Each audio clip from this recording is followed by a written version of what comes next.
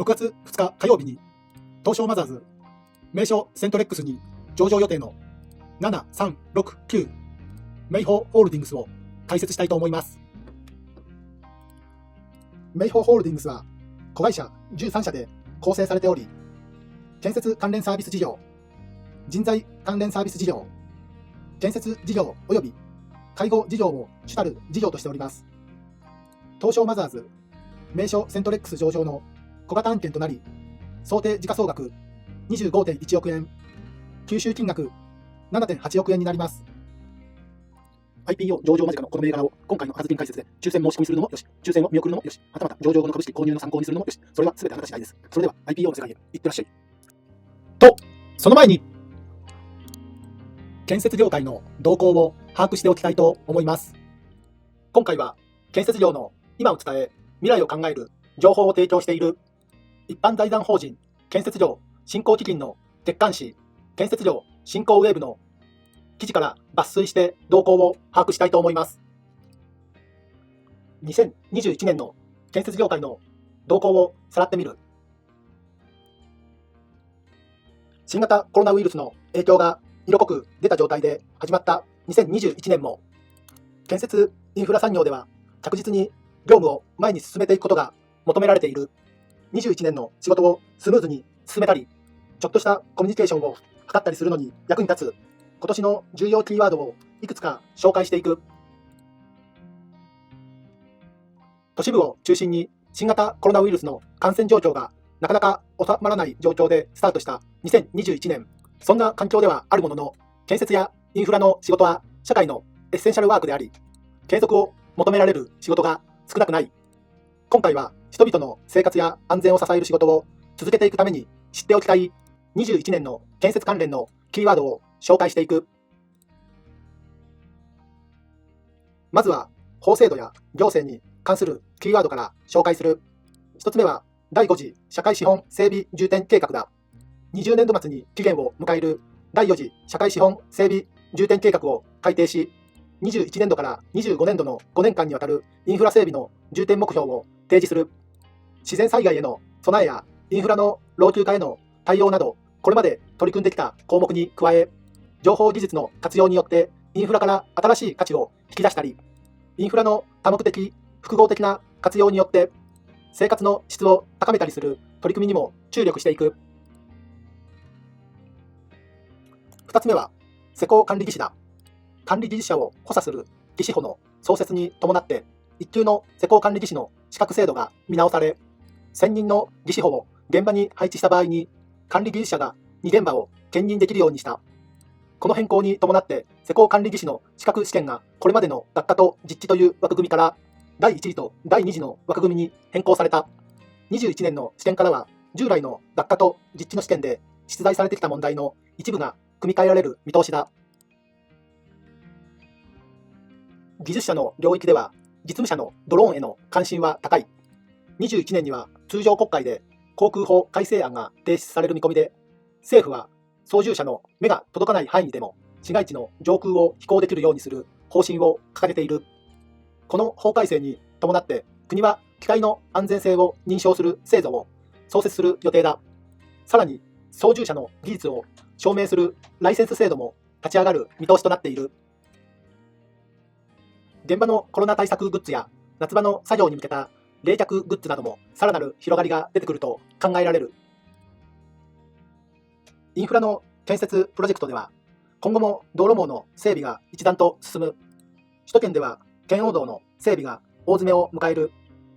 圏央道を構成する横浜湘南道路が24年度、横浜環状南線が25年度にそれぞれ開通する見通しで、大栄ジャンクションと松尾横島インターチェンジ間も24年度の開通を見込む。都市の鉄道網については、神奈川県中部と東京都心を結ぶ路線の一部である相鉄・東急直通線が22年度下期の開業を目指して整備が進む。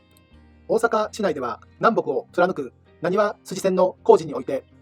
駅部の土木工事などが21年から始まる。31年春の開業を目指している。建設業界の動向がざっくり分かったところで、今回6月2日、東証マザーズ、名称セントレックスに上場予定のメイホホールディングス7369の事業内容を解説します。事業内容、建設関連サービス事業、人材関連サービス事業、建設事業、介護事業を主な事業としています。建設関連サービス事業は、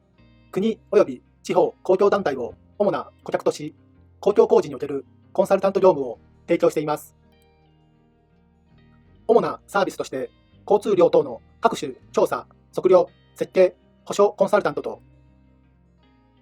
公共工事の施工管理等を行う発注者支援の建設コンサルタント事業を行っています。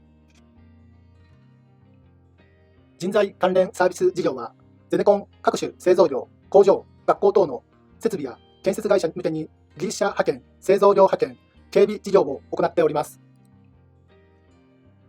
また、カンボジアにおいて図面作成業務等をアウトソーシング先として受ける海外アウトソーシング事業、技術実習生の送り出し事業を行っています。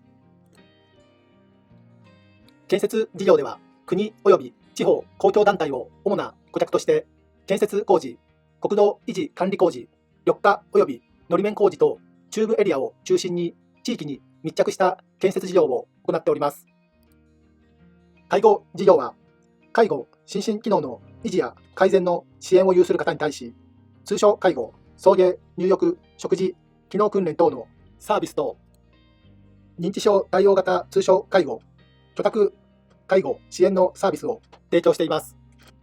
次に、優しい IPO 株の始め方から業績を見ていきたいと思います。企業業績データ5年分、売上高、経常利益、当期純利益とともに順調に増加しています。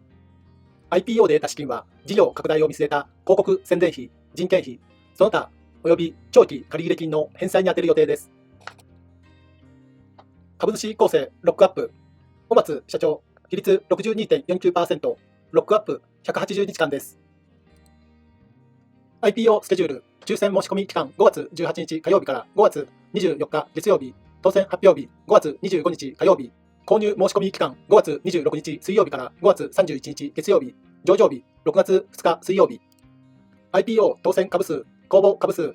30万株、売出株数16万4600株、当選株数合計46万4600株、当選本数は少なく、やや当たりにくい部類に入ります。想定価格1670円、初値予想2300円から3300円。管理人からのコメント、メイホーホールディングス7369は子会社13社で構成されており、地域の企業の事業継承の受け皿として積極的に M&A を行っています。事業内容に関しては新規性が感じにくく、人気化は期待しづらいです。将来性に関しても IPO による調達資金の使い道に M&A が明記されていないので何とも言えません。ただ、直近 IPO から1ヶ月以上空いており、公開株数が少なめで想定価格が割安になっています。総合的な需給を考えると、初値は通常以上に上昇すると予想します。今日の格言は、セル・イン・メイ。セル・イン・メイとは、株式市場における相場格言として知られています。由来は5月に株を売って9月まで戻るなというイギリスの相場の格言とされています。これは6月から9月頃にかけて株価が下がりやすいと考えられていたことが原因のようです。その根拠は、海外の機関投資家の動きによるところが大きいと考えられています。特に夏場は海外の機関投資家が長期休暇に入るため、夏枯れ相場として閑散期になります。そのため夏場には機関投資家による大きな買いが入らないと言われています。これからも情報発信していきますので、チャンネル登録、グッドボタンよろしくお願いします。赤ずきんちゃんでした。